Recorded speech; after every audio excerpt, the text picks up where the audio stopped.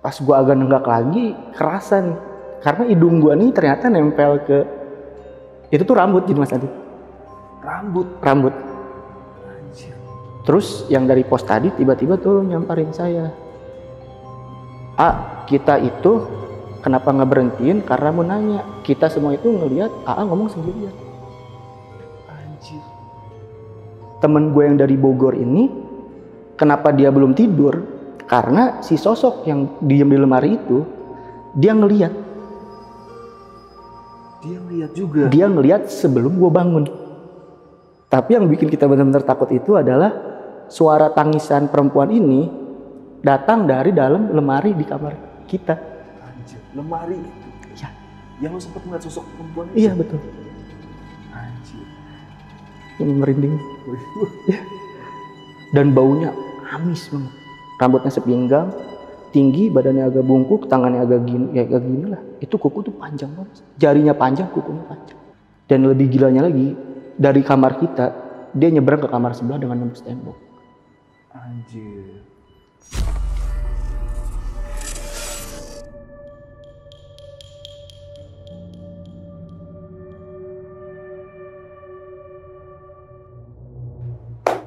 Kalian kali ini beruntung banget nih ngeklik video ini, karena di video ini gue jamin ceritanya epic banget. Jadi kali ini narasumber yang ada di sebelah gue ini akan bercerita tentang pengalaman mistisnya ketika dia nginep di kos-kosan temennya yang ada di wilayah Bandung.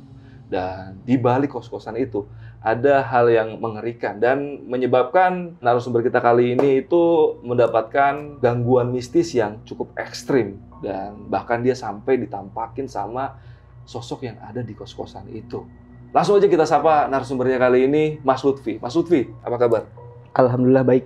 Wah, gokil. Tadi kita sebelum syuting, Mas Lutfi ini udah sempat cerita dulu nih tentang cerita yang bakal dibawain kali ini. Iya. Dan menurut gue ini adalah salah satu cerita yang paling serem ada di Lentera Malam nih, Mas Lutfi. Dan ini kejadiannya tahun berapa, Mas Lutfi? Sekitar 2017 akhir. 2017 akhir, berarti belum terlalu lama banget ya? Belum terlalu lama lah. Itu lu ngekos, lu kan ini bukan ngekos di situ ya, tapi lu nginep di kos-kosan temen lu. Itu lu ada momen apa sampai lu ngekos di situ gitu? Jadi Nginep di kosan itu gitu? Jadi waktu itu gue dapet project buat ngegarap iklan lah. Dan kebenaran klien kita waktu itu di Bandung. Oh, di Bandung. Makanya lu untuk menghemat budget mungkin ya, Yap. akhirnya nginep di kos-kosan temen lu. Ya, Ini temen lu temen dari Bogor? Dari teman sekolah gue dulu. Temen sekolah lu Ya, di Bogor? Di Bogor. Oh, karena Mas Lutfi ini asli Bogor dan dia syuting kali ini langsung terbang dari Bogor ke Cakung. Tapi nggak ada bandara sih. Terbang lewat tol maksudnya. Iya, jadi pokoknya Mas Lutfi bakal share cerita pengalaman dia saat dia nginep di kos-kosan temennya. Dan anehnya ya Mas Lutfi ya, ini kejadiannya baru dialamin sama yang ngekos itu ketika lu nginep di kos-kosannya. Betul. Dan itu ada penyebabnya, nanti kalian denger aja ya. Itu kenapa hal mistis ini bisa terjadi. Dan yang pastinya, sejarah dari kos-kosan ini cukup menarik dan gue jamin pokoknya kalian gak bakal nyesel deh kalau nonton video ini sampai habis. Nah, sebelum kalian dengar ceritanya, buat kalian nih yang pengen jadi narasumber juga seperti Mas Lutfi dan pengen kita undang ke Lentera Malam untuk berbagi ceritanya, kalian bisa langsung aja DM ke Instagramnya Lentera Malam, nanti bakal diarahin sama adminnya Lentera Malam. Usahain kalian udah siapin dulu nih voice note tentang cerita kalian, jadi kita bisa dengerin dulu kayak gimana ceritanya. Kalau bagus pasti kita undang, kayak Mas Lutfi ini. Yaudah nggak usah lama-lama lagi, sebelum kalian denger ceritanya, kalian tonton dulu ya satu ini.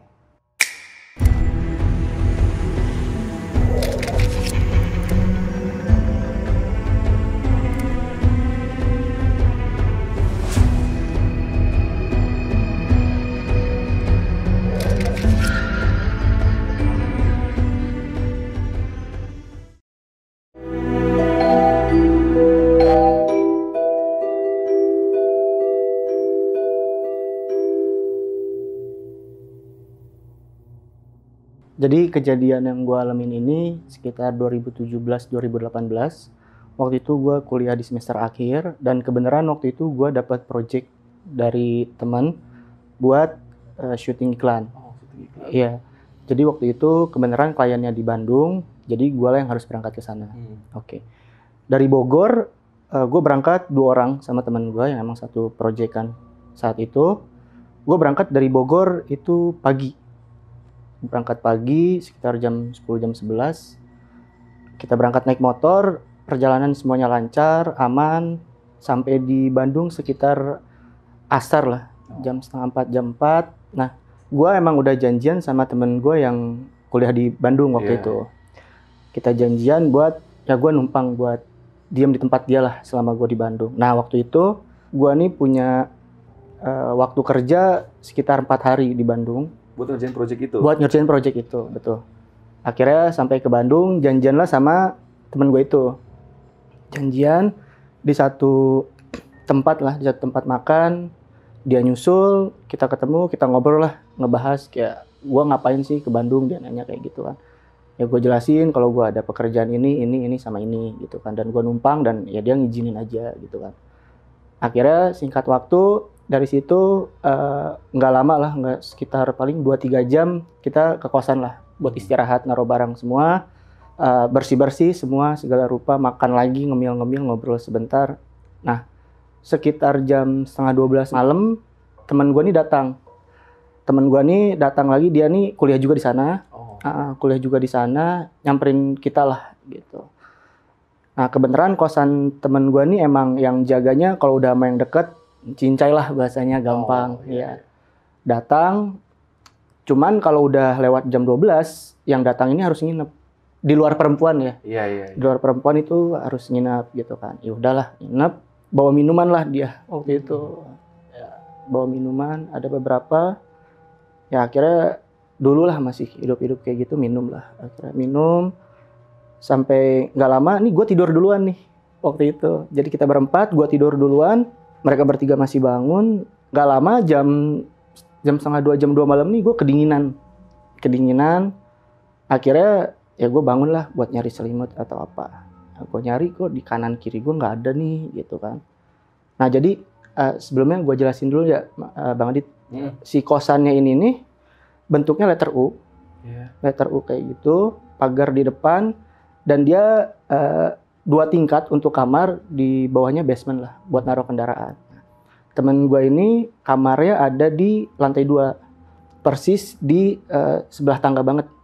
Iya. Nah kita nyampe sana, kita tidur lah, lanjut yang tadi, anak-anak tidur, gue tidur, bangun lah jam 2 buat nyari selimut. Oke.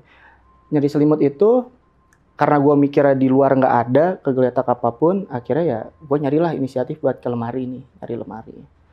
Gue kan pertama banget ke situ ya waktu itu, jadi gue juga nggak yang tahu banget nih di lemari ada atau enggak, atau ada apa sih barang di dalam. Nah, posisi tidur temen gue ini di samping banget lemari itu. Jadi si kakinya ini persis di depan pintu lemari itu. Pas gue bangun, karena gue ngeliat dia sebelumnya lagi main HP, gue kira udah tidur gitu kan. Ternyata dia masih bangun waktu itu, masih bangun, cuman dia ya udahlah cuek-cuekan gitu kan. Akhirnya gue buka lemari, posisi karena kamar kan gelap, dan gue juga nggak yang dibuka terus ngegamblang liatin semua gitu, nggak. Gue langsung nungkul aja ke bawah gitu. Ada nih gitu kan, gue mikirnya. Itu malam pertama, ada nih kain putih gitu kan. Oke lah, dari situ gue agak merunduk lah ke bawah gitu kan, buat ngambil. Pas gue pegang ini kain yang awalnya ini spray paling bukan selimut gitu ya, nggak apa-apa lah gitu. Gue tarik kok nyangkut, kayak ketahan gitu. Iya kayak gitu, kok ini nyangkut, gue bilang kayak gitu kan. Cuman yaudah aja, gue tarik lagi kok nggak bisa gitu kan. Pas gue akhirnya agak nenggak lah, kok di depan mata gue kayak gelapnya itu lebih gelap dibanding space sisa ruangan lemari itu sendiri. Pas gue agak nenggak lagi, kerasa nih. Karena hidung gue nih ternyata nempel ke... Itu tuh rambut, jadi Mas Adit. Rambut. Anjir. Jadi waktu gue buka nih, gue cuma ngeliat ada... Ya paling sepotong kain. Karena mungkin gue masih paling ketutupan apa gitu kan. Akhirnya gue tarik, kalau nggak bisa. Gue nenggak, kerasa banget. Rambut nih, kata gue. Gue tutup dulu kan. Masa iya sih, kata gue gitu kan. Lu udah feeling nih? Takut, di situ takut, cuman gue masih nggak yang mikir itu apa gitu kan, mikirnya atau mungkin jaring laba-laba atau apa gitu kan. Akhirnya udah gue buka lagi, ternyata keputusan gue buka pintu lemari itu salah. Jadi waktu gue buka lagi buat kedua kalinya, pas banget di depan muka gue, itu cewek lagi duduk dan pas posisinya depan-depanan sama gue. Anjir. Dia depan-depanan gini sama gue, dan akhirnya cuman rambut nutupin muka ya, Iya, nutupin muka, dan gue juga udah nggak berani ngeliat lebih lama.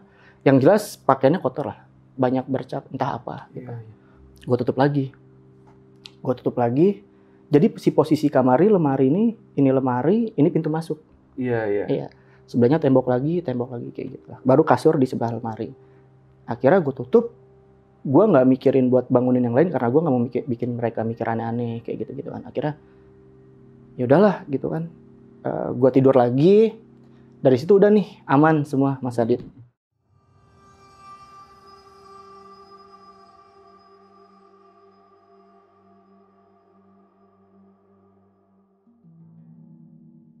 Beres itu pagi nih kita bangun sekitar jam 9 lah waktu itu. Bangun ya udahlah kita langsung siap-siap makan semua. Mandi. Nah, kebenaran waktu pagi itu temen gue mandi di kamar mandi dalam. Kamar itu. Akhirnya mau nggak mau buat kejar waktu gue mandi di kamar mandi yang luar. Oh, ada kamar mandi kayak kamar mandi umumnya gitu? Iya, ada kamar mandi umumnya di bawah sekitar 3 pintu lah kayak gitu. Akhirnya turun ke bawah. Mandi kayak biasa, mandi di situ aman-aman aja gitu. Yeah. Dan udah lupa juga lah kejadian yang malam. Pas udah beres mandi, karena gua ngambil yang posisi kamar mandi paling pojok, jadi di sebelah kamar mandi ini ada jalan buat ke taman belakang kosan. Nah, jadi emang di situ tuh mungkin namanya punya kosannya sengaja lah dibikin taman kecil. Dan ada satu pohon waktu itu, gue juga lupa lah itu pohon apa, entah pohon rambutan entah apa, dan nggak rimbun juga gitu, dan nggak terlalu besar lah, paling 3 meter. Nah, pas gue udah keluar dari kamar mandi, andukan kayak biasa, di depan gue nih ada cewek nih ngelewat ke arah belakang situ. Iya.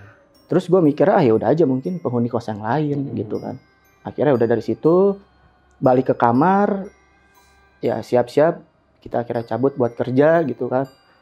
Dari situ beres lah sekitar jam 7 malam lah, jam 8 malam tuh beres, janjian lagi lah. Nah, pas dari situ, gua nih pulang bertiga. Jadi teman gua nih punya teman juga orang Bandung, yang emang kenal juga sama yang punya kosan. Yeah. Akhirnya diajak lah buat udahlah lu, mumpung kita lagi di Bandung nih lu nginep deh gitu. Akhirnya, nah gua ini pakai motor yang kita pakai berangkat dari Bogor. Yeah. Temen gua sama temennya lagi naik motor dianya gitu kan.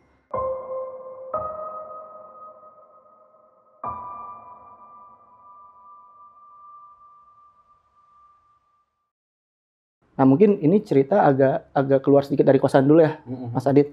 Jadi sebelum kita balik ke kosan tuh, karena kita harus janjian sama yang punya kosan, dia juga masih ada kegiatan, kita cari dulu lah tempat di luar gitu kan. Kita berangkat 2 motor. Nah di satu tempat itu, di satu komplek, gue ketinggalan nih ceritanya Mas Adit. Gue ketinggalan, akhirnya gue sendirian, motor gue nih mati. Mogok nih ya? Mogok. Mungkin karena kedinginan kali gue mikirnya waktu itu. Karena kan Bandung dingin banget. Yeah. Nah di situ panik sih enggak gitu. Tapi takut karena dulu kan tahun-tahun segitu Bandung gangsternya. Ya, betul. Lumayan lagi ya. era-eranya ramainya gangster di Bandung. Iya betul. Nah yang bikin gue agak sedikit takut tuh sebenarnya itu. Bukan karena suasananya gelap atau apa. Dan memang itu sepi. Dan emang itu belum terlalu malam sih. Gue lewat komplek itu tuh sekitar jam 9 lah. Jam 9 malam. Ya mungkin adalah 1-2 yang lewat pakai motor gitu. Nah gue nih berhenti di sebelum blok terakhir yang memang itu jadi jalan gue buat motong ke tempat yang emang gue tuju. Gitu. Yeah. Akhirnya motor gue mati di situ. Pas sebelum belokannya ya udahlah. Gue bilang gue cek dulu deh gitu. Siapa tahu emang bisa dibenerin langsung. Atau nggak didorong aja udah gitu. Nggak lama gue lagi ngecek motor, ada 2 orang nih, Mas Adit, datang nyamperin, pakaiannya biasa aja, kayak orang-orang ronda lah bahasanya gitu ya. Nyamperin, yang satu nanya, kenapa A? Oh ini motor saya mati nih Mas, gue bilang kayak gitu. Oh yaudah, mau dibantuin, boleh. Nah cuman di situ 2 orang ini nih nggak yang ngambil andil buat bongkar motor gue juga. Cuman gue mikirnya ya udahlah nggak apa-apa ditemenin. Nemenin aja gitu. Iya, karena gue mikirnya daripada sendiri ada gangster nanti gimana gitu kan. Di situ juga dia nggak yang dari semenjak dia ngomong pertama nawarin bantuan sampai beberapa menit itu dia nggak ada ngomong lagi sama gue. Nggak ada. Diem aja. 2 orang nih diem. Akhirnya gue lah yang inisiatif buat nanya. Ajak ngobrol. Iya. lagi ronda, Mas. Jawabannya cuma kayak iya, katanya. Oh gitu kan. Terus nanya, orang asli sini Mas? Iya. Segitu-gitu nih jawabannya. Terus akhirnya gue nanya lah kayak kondisi jalan di sini gimana sih. Terus gue juga sekalian ngomong makasih lah udah nemenin kayak gitu-gitu kan. Akhirnya dia agak sedikit panjang nih jawabannya. Kata dia gini, iya di sini rawan sama serem. Terus ya oke lah gue bilang makasih ya udah nemenin gitu kan. Karena gue berhenti di belokan yang ada satu rumah kosong di situ, kayaknya rumah ini udah terkenal sih. Rumah kosong ini. Rumah ini terkenal angker nih. Iya, terkenal angker gitu. Dan gue juga nggak sadar kalau ternyata itu rumah yang selama ini dibicarakan sama banyak orang. Oh iya. Itu.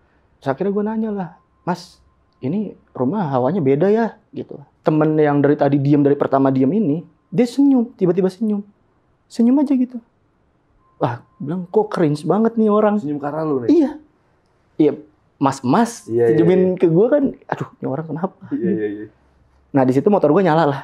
Setelah itu, terus akhirnya ya udahlah gue pamit, gue bilang makasih ya Mas udah nemenin. Terus mereka tuh cuman yang iya, dan yang ngejawab tuh selalu satu orang. Yang diem aja. Iya, yang satu yang cuma senyum-senyumnya doang sekali-kalinya itu. Udah kayak gitu, gue lanjut di ujung blok jalan itu ada juga nih yang ronda ramean Mas Adit. Bapak-bapak semua. Diberhentiin lah gue kan. Gue mikirnya waktu diberhentiin adalah oh kayaknya gue nggak boleh lewat sini karena komplek militer. Gue mikirnya gitu kan. Dia nyamperin gue diberhentiin, cuman yaudahlah gue jelasin aja gitu kan. Karena gue juga nggak bikin salah apapun. Ditanya mau kemana Oh saya mau ke sini Pak, di Google Maps nunjuknya kalau mau motong jalan lewat sini gitu kan. Oh iya bisa. Ini kenapa ya Pak? Saya diberhentiin. Gue nanya kayak gitu. Apa saya nggak boleh lewat sini gitu kan?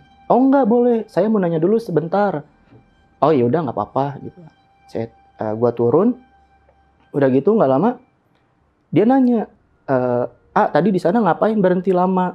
Gitu oh kan. dia ngelihat dari dia jauh. ngelihat ngejauh Mas Adit kalau gue berhenti. Oh ini motor saya mati Pak barusan kayaknya kedinginan deh soalnya saya cek tadi nggak ada kerusakan. Temennya yang lagi di pos nih ngomong nggak takut berhenti di situ? Takut kenapa Pak? Gue tanya kayak gitu kan. Ya enggak itu kan rumah ini, dia bilang kayak gitu kan. 2 kali nih gue kaget. Oh benar nih berarti itu rumah emang yang selama ini bicara banyak orang. Cuman kan karena gue ditemenin sama yang 2 orang tadi, gue nggak takut. Gue malah jawab gini, enggak Pak, tadi alhamdulillah ditemenin. Kayaknya sama teman Bapak juga 2 orang. Nah yang ngeberhentiin gue nih tiba-tiba ngomong gini. Nah itu yang kita tanyain ke Mas katanya. Tadi di sana berhenti nelpon temennya bukan katanya. Oh enggak, saya sambil ngobrol tadi sama 2 orang. Kayaknya yang ronda juga. Terus yang dari pos tadi tiba-tiba turun nyamperin saya. Kita itu kenapa nggak berhentiin? Karena mau nanya. Kita semua itu ngelihat ngomong sendirian. Anjir. Ngomong sendirian? Gue merinding. Iya. Ngomong sendirian dari mana, Pak? Gitu. Orang tadi ada kok 2 orang nemenin saya di depan rumah itu. Kita itu tadinya udah mau nyamperin karena kita mikirnya ya emang entah nyasar, entah bantuan lah gitu. Terus dari situ ya gue kan tetap dengan apa yang gue alamin. Enggak, tadi ada 2 orang nemenin saya gitu kan. Enggak, tadi sendirian gitu kan. Cuman ya udahlah gitu, dari situ gue mikir kayak udahlah gue juga udah capek gitu kan. Dari raut wajah 2 orang yang tadi itu kayak pucat atau gimana gitu? Datar banget. Tapi ya biasa aja kayak sarung juga diselempangin. Dan lu nggak ngerasa ngeri pas lagi ketemu sama sekali nggak ngerasa malah tenang gitu. Iya, karena gue karena gue beneran butuh temen saat itu sebenarnya. Udah kayak gitu, ya udah aja gitu kan. Ya udahlah Pak, ini kan alhamdulillah motor saya juga udah nyala. Kalau emang saya boleh ikut ngelewat, saya mau ikut ngelewat ke sini. Makasih nih udah simpati sama saya gitu kan. Mungkin nanti lain kali saya belajarlah dari kejadian yang hari ini. Oh ya udah, hati-hati. Ntar lurus aja keluar lewat portal yang itu katanya. Ya udah akhirnya gue nyamperin teman-teman gue. Ya nyampe di sana teman-teman gue nanya dong, lu dari mana? Lama banget. Iya nih tadi motor mati. Di mana? Itu depan rumah itu. Nah mungkin karena yang temennya teman gue ini orang Bandung asli, Dia nanya ke gue, mati di situ katanya. Iya, serius katanya. Ya makanya lama gitu kan kata gue. Emang kenapa? Ya lu nggak takut berhenti di situ, itu kan rumah ceritanya gini. Ya ini gue mau ceritain justru ke lu semua gitu kan. Ya akhirnya kejadian yang tadi gue ceritain lah. Yang tentang 2 orang tadi. Iya. Nah di situ, cuman di situ juga emang gue bawaannya orang yang susah buat serius gitu kan. Jadi akhirnya kenapa tadi akhirnya pas dirempuk sama banyak orang itu gue buru-buru cabut, karena gue takutnya nanti gue ketemu orang lagi, gue dipikir ngomong sendiri lagi. Iya. Jadi ya udahlah gitu kan. Terus kata temen gue nih, lu lagi orang lagi serius, lagi udah apes juga, ntar lu makin kata dia gitu kan.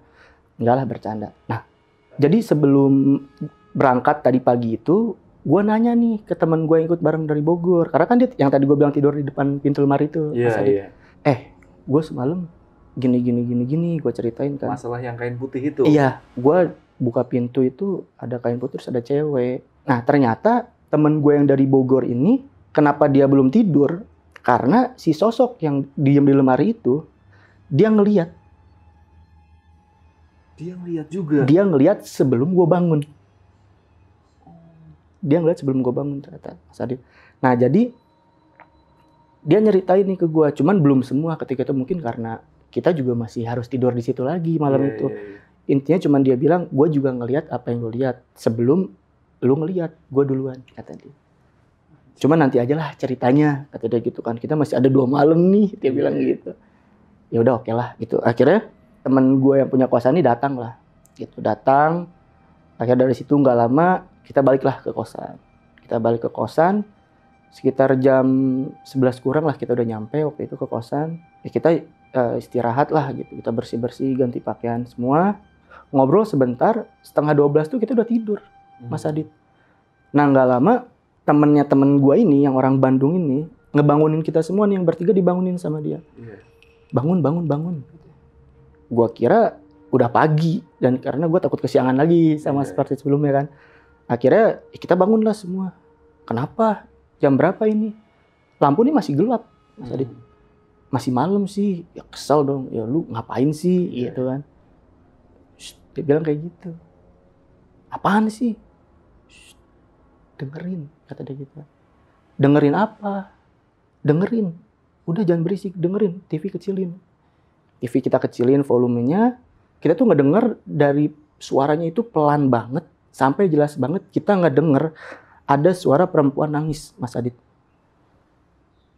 Gak cuma lu doang yang denger berarti? Iya. Dan yang pertama ngedenger itu orang yang ngebangunin kita malam itu. Ada yang nangis. Nah sebenarnya gini, yang bikin kita beneran takut itu ketika suara itu semakin jelas, itu sebenarnya bukan cuma sekedar suara nangis ya Mas Adit.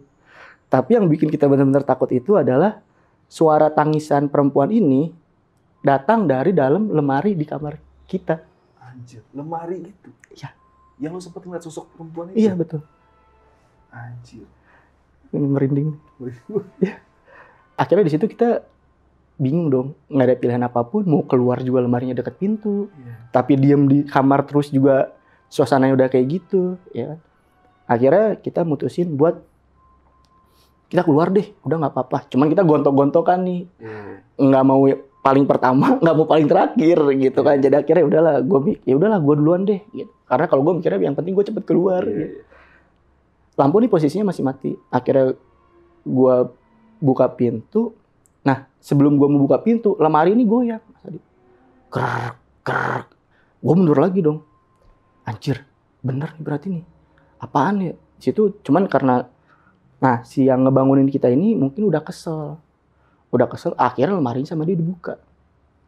Anjir, dibuka? Dibuka. Dia ngomong kasar lah. Gitu kan. Akhirnya dibuka sama dia. Untungnya nggak ada apa-apa, Mas Adit. Pasti gua nggak ada apa-apa, kosong. Tapi kan itu juga serem. Iya. Berarti ini ada apa-apa nih, gitu. Akhirnya udah dari situ kita keluar. Yang bikin aneh gini, Mas Adit. Pas kita keluar itu, ternyata di depan kamar itu suasana nih masih rame, Mas Adit. Masih rame, masih ada yang main gitar, masih ada yang ngobrol, masih ada yang makan. Tapi dari dalam kamar kita nggak denger apapun. Sepi, sunyi gitu. Sunyi banget.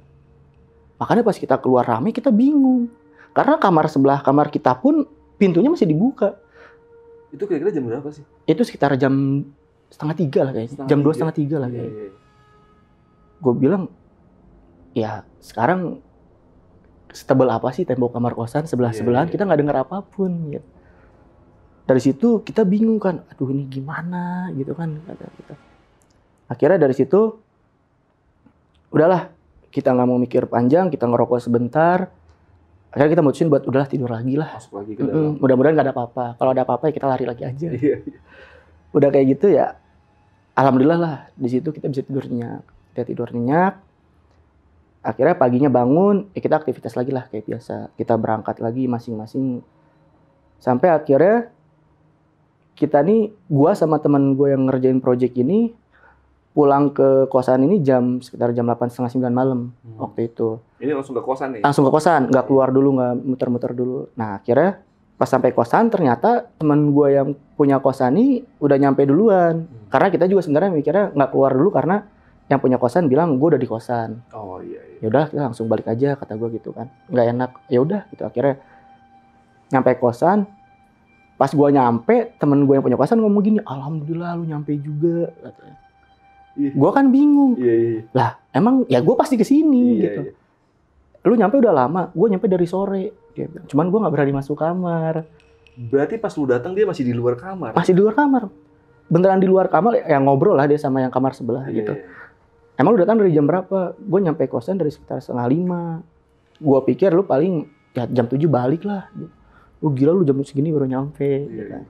Ya udah masuk lah. Mau istirahat nih kita mikirnya Mas Adit. Udah gitu kita buka pintu, ya nyalain lampu semua, TV, AC kayak gitu-gitu. Baru mau naruh tas Mas Adit. Tas belum nyampe ke lantai, lemari goyang. Lemari ini goyang lagi. Krrrr. Ya kita nggak jadi dong duduk-duduk nyantai di situ kan. Keluar lagi lah kita. Tas kita banting, semua barang kita tinggalin di kamar. Keluarlah kita kan dari situ keluar, pintu kamar nggak kita tutup. Ya karena paling jaraknya berapa meter paling. Iya. Apaan tuh? Kata yang punya kosan. Jadi dari pertama itu si yang punya kosan ini nggak pernah ngalamin apapun. Dan kejadian pertama yang dia alamin itu waktu kita dibangunin malam-malam itu. Iya. Berarti dia sebelumnya nggak pernah ngerasain apa-apa. Ketika lu kesana baru dia ngerasain. Baru dia hal itu. ngerasain. Iya. Anjir. Iya. Makanya dari situ ada perasaan di gua, apa gua yang bawa apa? Bawa sial gitu. Sempet mikir kayak gitu, coba ya udahlah gitu. Ngalamin rame-rame gitu kan.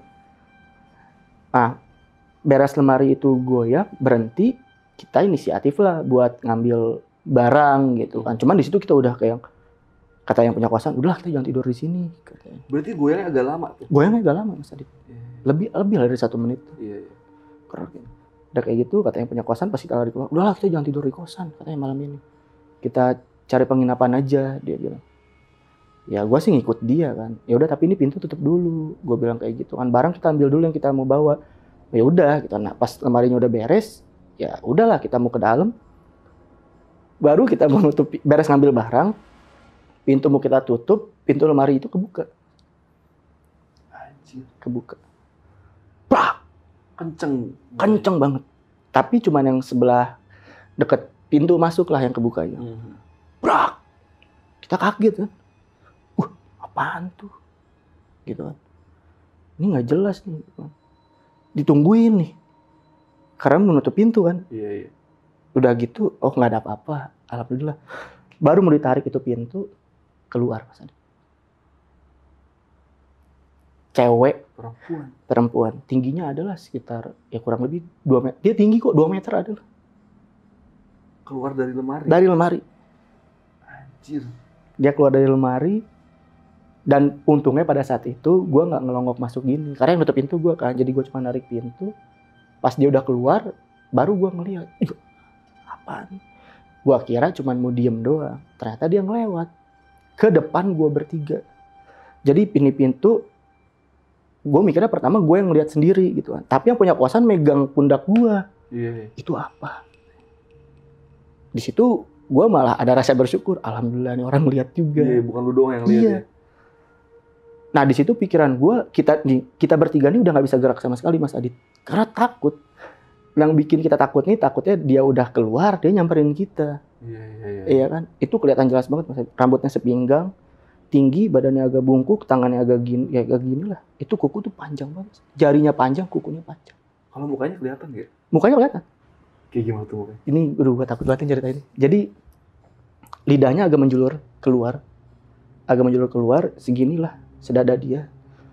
Giginya tuh dibilang taring semua enggak, tapi ada bertaringnya gitu. Dan sisanya berantakan. Itu jelas banget. Berantakan gitu giginya. Iya. Dan baunya amis banget. Bau amis, kecium. Kecium. Dan sama kita bertiga kecium.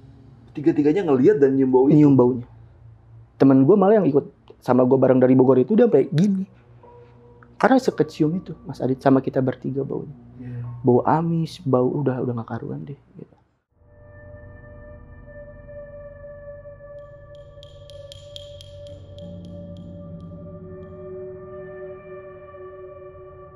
Nah, makanya kenapa gue bisa ngegambarin mukanya, karena dia sempat nengok ke kita bertiga.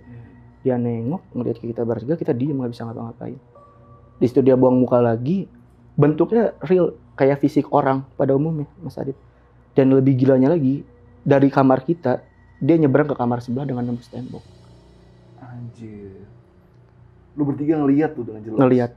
Dan kita udah gak mikirin sebelah itu, kita lari ke bawah. Iya. Nanti dia mau dicekek, mau diapain, gue gak ada ikutan deh. Iya. Itu langsung tutup pintu tuh? Langsung gue tutup, gue banting, gak gue kunci sama sekali. Gak dikunci? Gak dikunci sama sekali. Kita lari lah akhirnya. Akhirnya kita carilah penginapan yang lain. Gitu kan. Jadi pas hari ketiga itu, paginya kita sarapan di warung depan kosan. Nah, dan di situ juga akhirnya kita tahu nih sejarah si gangguan ini datangnya dari mana. Di pagi hari itu. Jadi sebelum kita ngalamin yang tadi gue bilang nembus tembok itu, lagi makan, kita cerita-cerita lagi soal kejadian yang kita alamin. Nah, kita nih, akhirnya gue nanya nih ke temen gue, lu jujur deh, lu sebelumnya kenapa sih? Kenapa lu gak ngomong dari awal? Lu kalau mau cerita dipotong-potong mulu, gue bilang kayak gitu kan.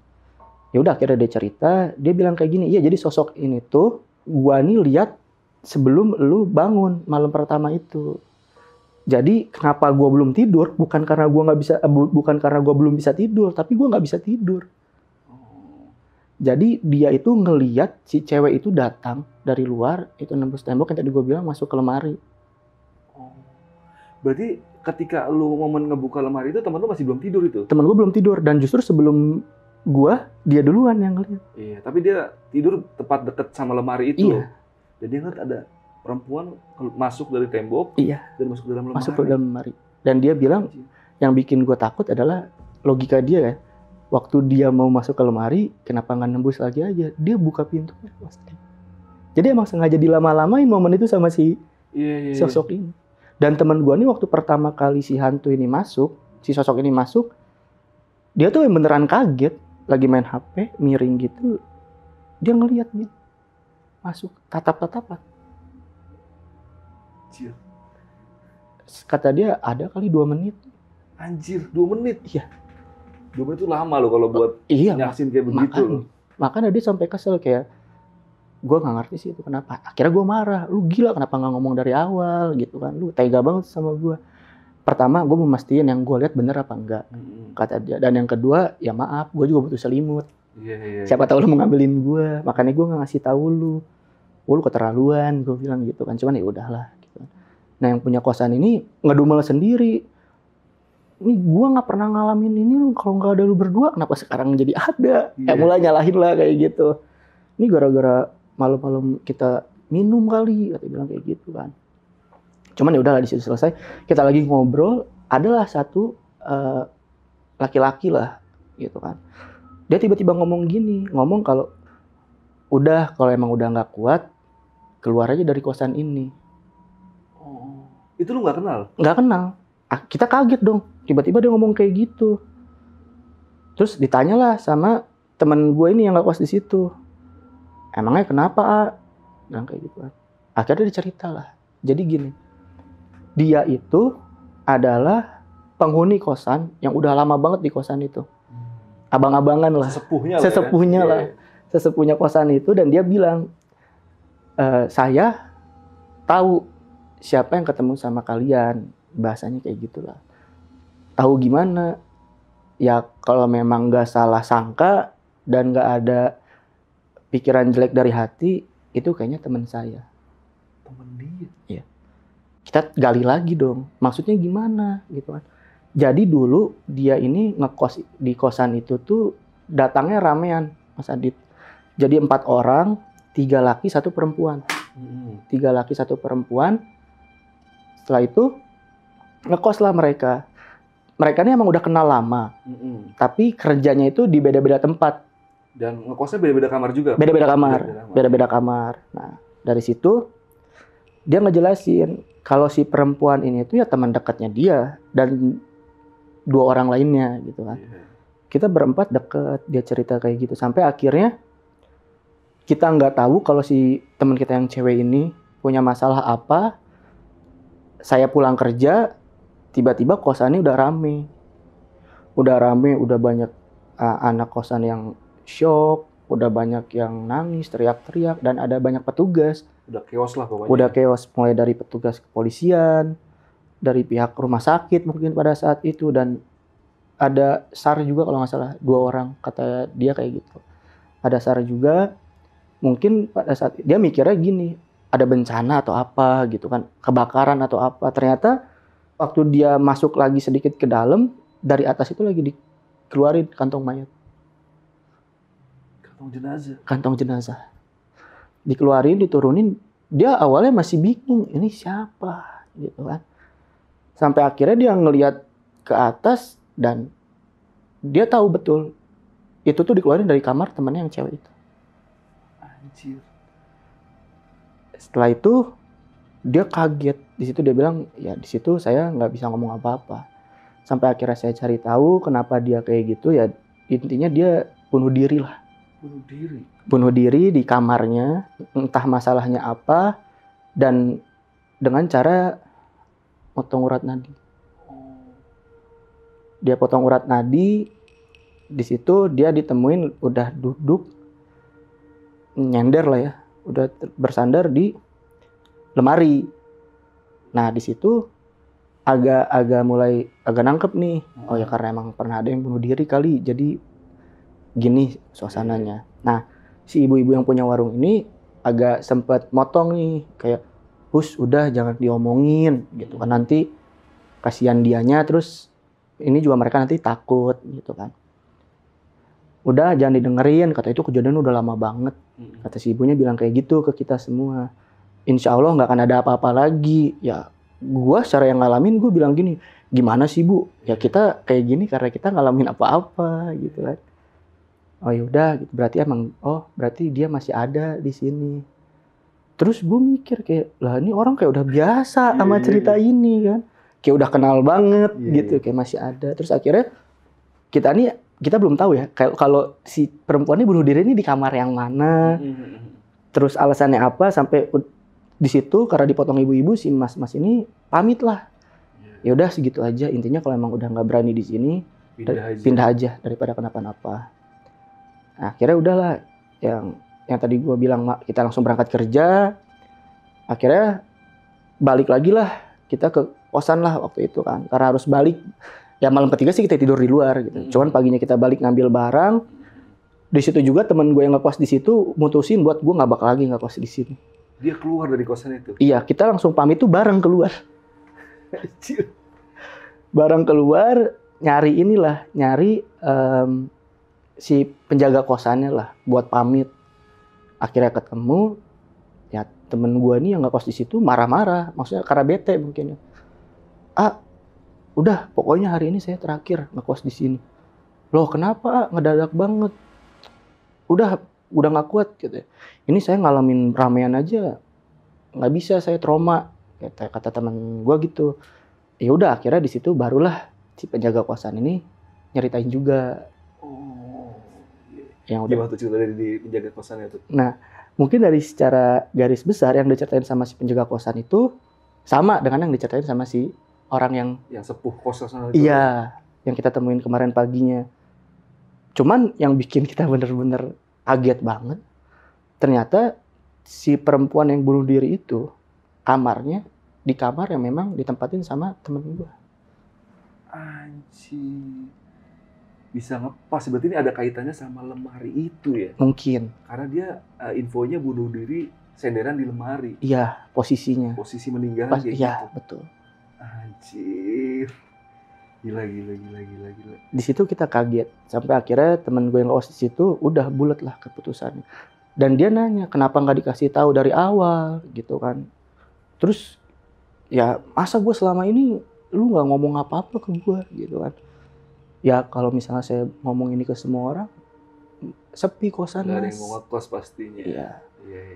Udah kayak gitu, ya udahlah gitu kan. Ya udah pokoknya hari ini terakhir, sisa yang kemarin udah dibayarin, udah bukan urusan saya lagi. Iya. Yaudah akhirnya dari situ kita semua cabut dari kosan dan akhirnya kita ke satu tempat lah, ke satu kafe itu. Akhirnya dari situ yaudah gitu kita mulai pamit kayak udahlah gue bantu lu nyari kosan baru, beres lu dapat kosan baru kita pamit pulang ke Bogor lagi gitu. Ya, akhirnya dia pindah ke kosan baru. Dari situ setelah selesai beres-beres sorenya gue langsung cabut lagi ke Bogor. Lu nggak coba nginep lagi biar ada penampakan lagi gitu? Enggak. Itu salah satu momen yang akhirnya bikin gue sedikit takut kalau main ke Bandung. Iya. Karena ini agak aneh ya. Kenapa kejadian-kejadian mistis itu terjadi ketika lu dan temen lu nginep di situ?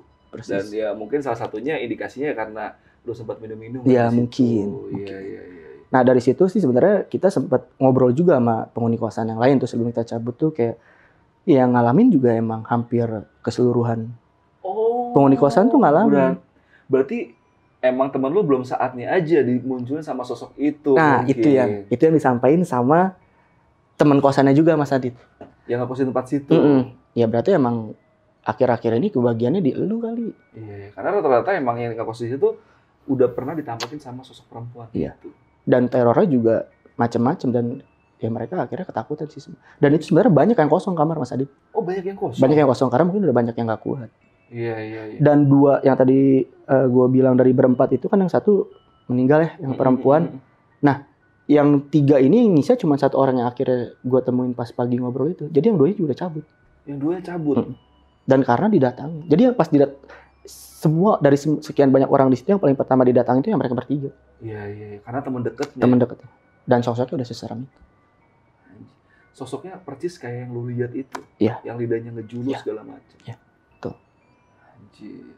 Akhirnya kan lu tadi belum sempet dapet cerita tentang penyebabnya ya. Masih agak remang-remang lah. Itu kasusnya apa? Lu akhirnya tahu nggak jawabannya? Kenapa perempuan itu bunuh diri? Kalau dari simpang siur ketika itu kita ngobrol ya, pada akhirnya dari teman-teman kos yang ada di situ.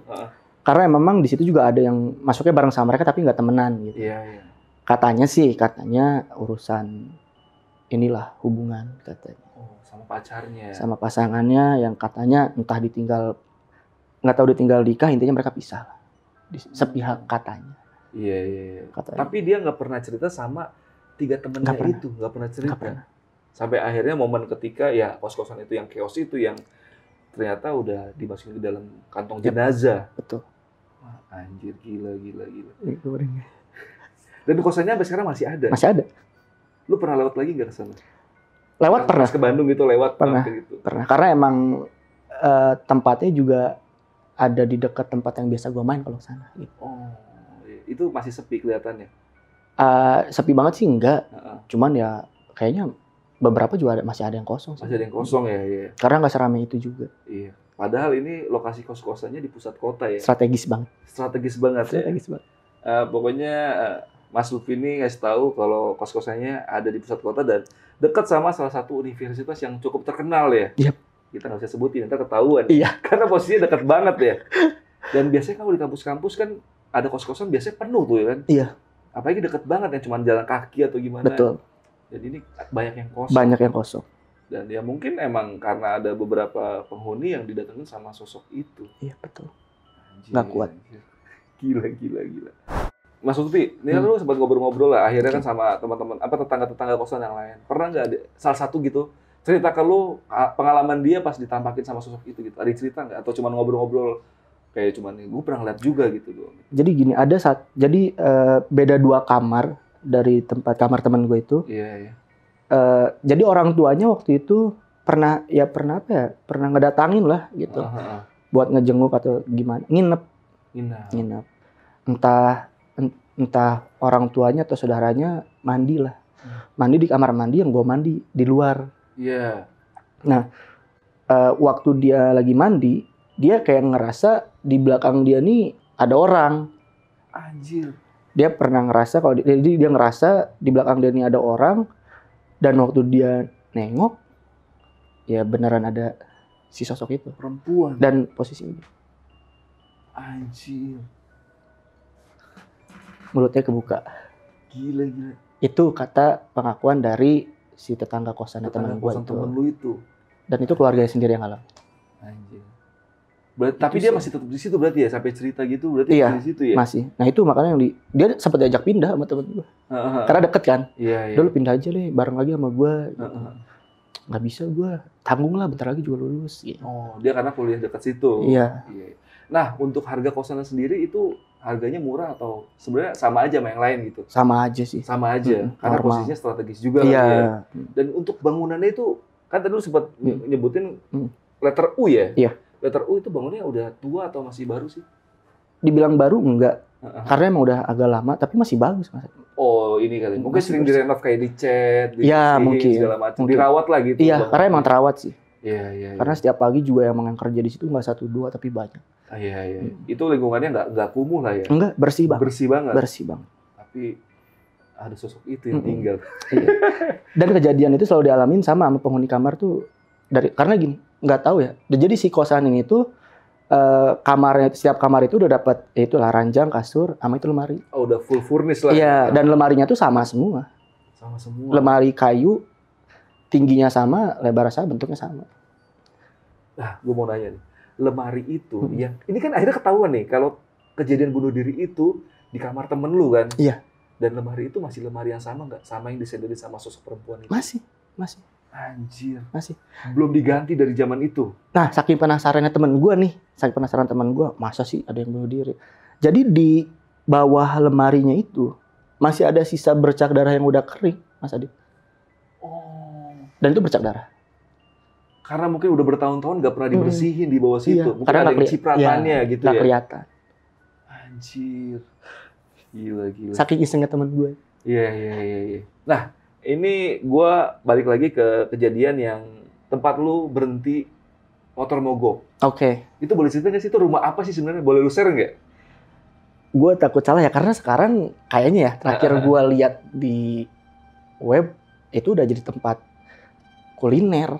Kalau sekarang. Kuliner sekarang. Iya. Mungkin dulu adalah rumah yang terkenal lah sampai ada filmnya. Sampai ada filmnya? Iya, rumah ya itulah yang biasa kita makan sehari-hari kalau bareng sama fried chicken. Apa coba? Rumah nasi? Rumah kentang. Oh, rumah kentang. Jadi waktu itu gue berhenti di, nggak apa-apa kali ya. Iya. Jadi waktu motor gue mati itu, gue berhenti persis di depan rumah kentang. Rumah kentang. Dan itu masih bangunan aslinya. Masih kosong itu juga? Masih kosong. Oh, berarti rumah kentang itu nggak cuma ada di Jakarta doang. Di Jakarta kan ada juga tuh. Ya. Di Bandung ada juga. Di Bandung ada. Mungkin itu sematan kali ya nama. Iya. Orang asal nyampe aja ke situ namanya. Iya. Karena biasanya kalau disebut rumah kentang tuh kadang-kadang di malam-malam tertentu tuh kecium tuh bau-bau kayak kentang. Iya, konon kayak gitu ceritanya. Iya. Atau bahkan kadang-kadang bukan kentang aja, biasanya ada yang ngomong itu kayak bau apa ya malah? Singkong bakar ya? Pernah ada yang ngomong singkong bakar tuh. Iya. Tapi itu katanya kalau ada singkong bakar tuh ada sosok genderuwo. Iya, biasanya gitu kalau kata orang. Iya. Boleh kalian yang tahu tentang rumah itu atau tahulah tentang mitos bau kentang itu, silakan tinggalin komentar kalian di kolom komentar. Dan untuk sosok dua orang yang tadi tuh, itu fisiknya kayak mamang-mamang orang Bandung gitu. Iya, persis. Naik motor dia? Jalan. Oh, jalan kaki. Jalan. Tiba-tiba datang, gue juga ngeliat datangnya dari mana sih. Iya. Cuma tiba-tiba nyamperin, ya udah akhirnya di situ. Dia nawarin bantuan tapi cuma diem aja, nggak ngebantu. Dan nggak duduk sama sekali, dia berdiri di sebelah motor gue. Itu aja. Tapi mukanya datar. Datar banget. Dan pas lu yang ditanyain sama orang yang di sebelah sana itu, ternyata lu ngobrol sendirian. Ngobrol sendirian. Itu teman lu sempat cerita nggak dengan, atau lu dapat cerita nggak tentang dua sosok itu? Enggak sih. Nggak dapat cerita ya? Cuman mungkin itu yang diem di situ kali. Yang penunggu di rumah kosong itu. Mungkin atau sekitaran situ. Iya, iya. Itu pas lu datang emang bener-bener rumahnya kosong, nggak ada lampu segala macem gitu. Kan jadi bentuk bangunannya tuh kan tanahnya luas ya. Jadi bentuk bangunan ini satu, terus ada lagi bangunan di dalamnya. Kalau di dalamnya ada lampu, satu tapi cuman di teras-terasnya. Tapi kalau yang persis di pinggir jalan itu nggak ada lampunya karena ini emang itu samping inilah arah samping dari bangunannya itu bukan depan. Iya. Aduh, gila. Rumah kentang ya. Buat kalian yang tahu boleh komen di kolom komentar. Tapi kalau untuk lokasi jangan kasih tahu lah. Iya. Lagi juga sekarang udah jadi tempat tempat makan ya, kayaknya. Jadi tempat makan ya. Iya. Mungkin itu dibeli karena harganya murah biasanya. Kalau udah terkenal dengan horor-horornya biasanya murah tuh, harganya miring. Apalagi di Kota Bandung tuh tanahnya udah gila-gilaan harganya, sama aja kayak di Jakarta. Iya, udah tinggi juga kan. Iya. Itu berarti yang rumah yang tadi itu masih di pusat, masih di daerah kota gitu ya? Iya, masih di daerah belum jauh banget dari. Belum, nggak jauh banget. Iya. Ini kejadian tahun 2017-an ya? 2017 akhir. 2017. Dan untuk tahunnya, lu tahu nggak kejadian yang perempuan itu bunuh diri tahun berapa? Gue nggak nanya sih, tapi yang jelas itu katanya sih waktu pertama nggak jauh dari pertama kali mereka pindah, berapa bulan dari mereka pertama pindah ke situ, dan kata teman gue sih yang ngekos di situ, si abang-abang ini tuh di situ udah hampir 4-5 tahun dari sebelum dia datang. Iya. Berarti masih sekitar 5 atau 4 tahun lah ya? Iya. Gue kira udah 10 atau 20 tahun. Belum. Belum. Mungkin karena kosannya juga tambah baru kali ya. Belum selama itu. Iya. Anjir. Itu yang mamang-mamang sesepuh kos-kosannya kira-kira umurnya udah berapa dia, Bang? Hampir 40 kayaknya. Hampir 40? Iya. Oh, berarti dia bukan mahasiswa berarti bukan ya? Emang karyawan. Dan menetap di situ aja. Menetap di situ. Anjir. Ini untuk pertanyaan berikutnya nih, Mas Lutfi.